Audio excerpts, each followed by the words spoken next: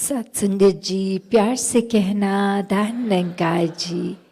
दार्जिलिंग में ये खूबसूरत वेन्यू में जहाँ सभी सत्संग के लिए आए हैं और ये रूप सत्संग का और जो बात मैसेज मिला, चाहे जिसने भी दिया हो, वो यही कि एक भक्ति भरा जीवन हर कोई जी सकता है, क्योंकि ये जन्म मनुष्य के शरीर में हुआ है और ये शरीर में रहते रहते इस परमात्मा को देखा जा सकता है, इसके साथ एक हो जाया सकता है। ये एकत्व, एक परमात्मा और आत्मा का मिलन, ये किया जा सकता है। और कैसे ये श्वासों ने तो एक दिन खत्म हो जाना है, तो ये जीते जी समय है जब अपने जीवन में ही इस परमात्मा को जान ले, एक हर समय भक्त बनकर इसके एहसास में हर समय अपना जीवन बिताएं। और वही भक्तों का संदेश हर समय रहा हो, चाहे कोई भी युग हो, कि यही एक जीवन में आए हैं तो सबसे प्राथमिकता के ऊपर ये काम करना है। बाकी काम काज तो जीवन भर चलते ही रहते हैं, उससे भी अपने जिम्मेवारियों से भी मुंह नहीं फेरना। चाहे उम्र का जो भी पड़ाव हो, स्टूडेंट हो तो स्टूडेंट लाइफ अच्छे से एक पढ़ाई भी करनी है, आगे काम काज या जिम्मेवारियां जैसे भी है वो करते ही जाना है, क्योंकि वो भी इस परमात्मा ने ही संसार समाज जिस तरह है बनाया है, तो इसमें रहकर भक्ति करनी है। एक अपने आप को अकेला करके एकांत में होकर सिर्फ स्पिरिचुअल होना, वो फिर एक समाज पे बोझ बनने की बात है। एक यूनिट, एक समाज की तरह रहकर भक्ति करना ही वाकई ही भक्ति है। तो कैसे एक यही मैसेज हर कोई अपने जीवन में, जहाँ अपने परिवार का पालन पोषण करते हुए भी भक्ति पूरे समय कर सकता है, खाते पीते उठते बैठते काम करते, जब ये ध्यान, ये मन इस परमात्मा में होता है तो सारे काम भी बहुत सहज हो जाते हैं। और ये भक्ति का असली मूल क्या है? ये परमात्मा पे मन आधारित है, तो फिर ही भक्ति संभव है। और फिर हर कोई अपना असली पोटेंशियल जो पूरी तरह से क्या है उसको जानना है, तो फिर ये आत्मा तो परमात्मा की ही अंश है। Every soul is potentially divine. तो ये डिविनिटी की बात, ये परमात्मा ही हर एक में वास करता है। इस परमात्मा जैसा होना संभव हो जाता है इसके गुणों को अपनाया जाए जब, कि ये परमात्मा इतना विशाल है, ना शुरुआत है ना अंत है। तो हमारे मन भी इस तरह विशाल हो सकते हैं, हर एक को अपना सकते हैं।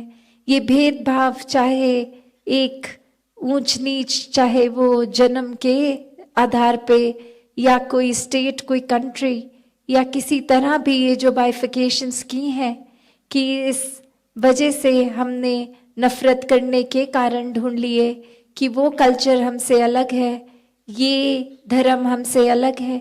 ऐसे न जाने कितने ही अलग अलग भाव मन में बना लिए हैं और नफरत करने का कारण ढूंढ लिया है कि जो हमारे जैसा है वो ठीक है, बाकी ठीक नहीं है।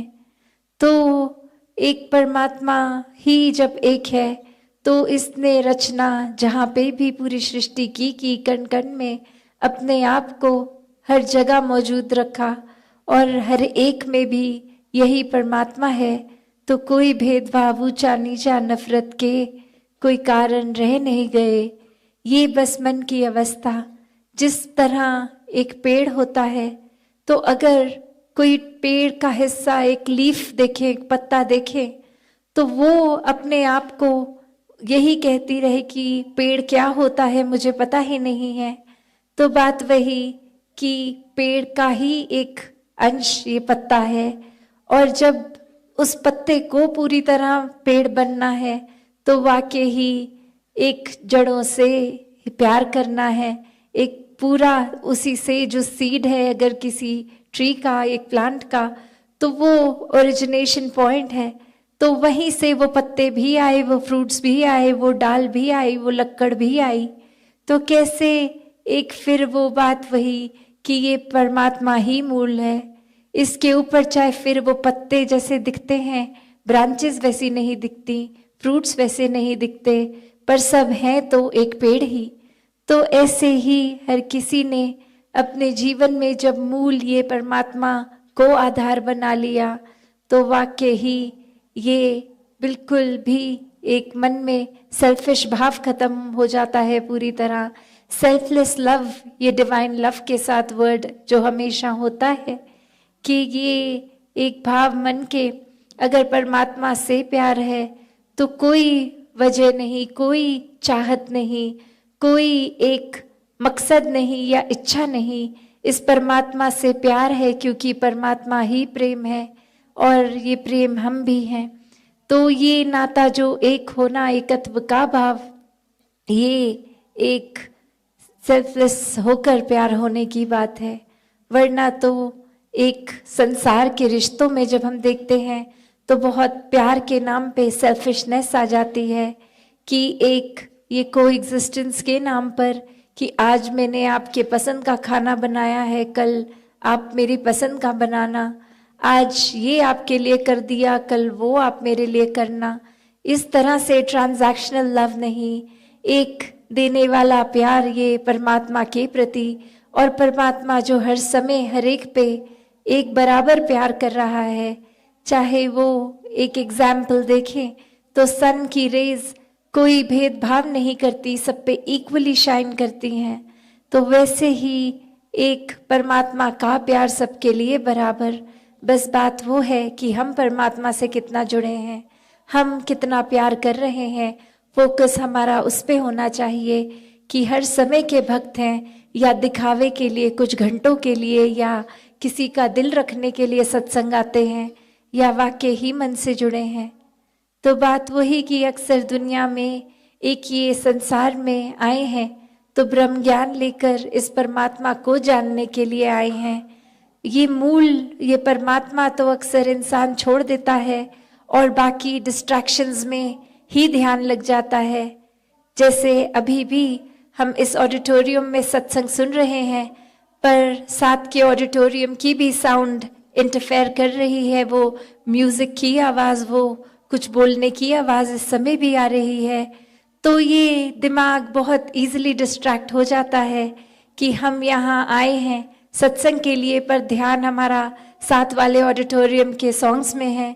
तो फिर बात वही कि ये परमात्मा, ये मूल, ये जीवन में प्राप्त करना था, पर ये दुनिया अभी माया में ही हम उलझ के रह गए। और ऐसा ही एक उदाहरण कि एक इंसान ने एक बस में एक वॉलेट मिलता है किसी को और वो ज़ोर से अनाउंसमेंट करता है कि ये किसी का ऐसा कुछ खोया है वॉलेट जिसमें बहुत सारे पैसे हैं। तो हर कोई कहता है कि हाँ हमारा वॉलेट खो गया। तो वो इस वजह से कहते हैं क्योंकि वो अनाउंसमेंट में कहा था कि वॉलेट में बहुत सारे पैसे हैं। तो आगे वो इंसान कहता है तो जिस वॉलेट में बहुत सारे पैसे थे वो खाली होकर मिला है, पैसे तो नहीं है, ये अब किसका है? तो कोई भी लेने को राजी नहीं है क्योंकि सबका लालच वो कि चाहे पैसे हमारे हैं नहीं, पर वॉलेट मिल जाएगा तो पैसे भी मिल जाएंगे। तो माल वही कि मूल रूप में तो वो वॉलेट ही था, पर वो लालच के साथ चीज जुड़ गई।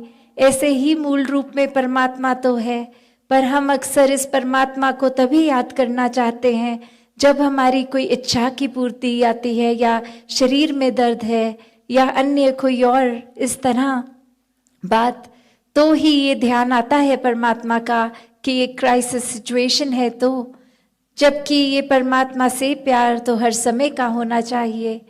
तो ऐसा ही भाव, ऐसा ही प्यार हर किसी के दिल में तभी बन सकता है जब पूरी तरह इस परमात्मा से, इस निराकार से जुड़ें।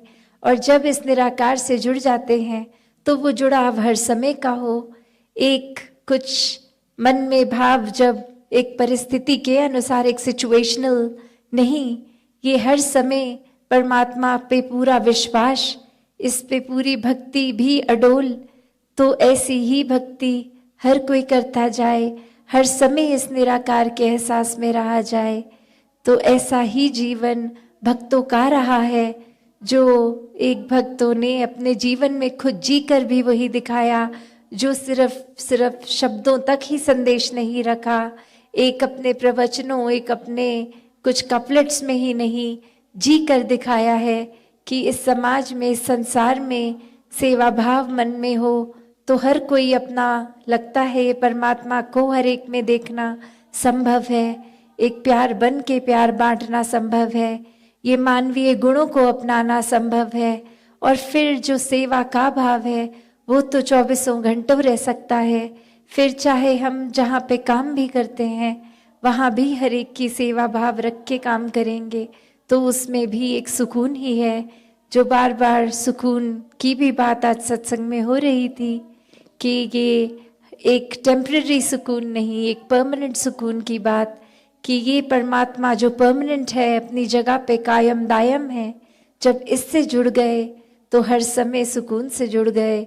तो फिर चाहे सिचुएशन, ये ups and downs of life ये तो आती रहेंगी, पर ये सुकून कहीं नहीं जाएगा।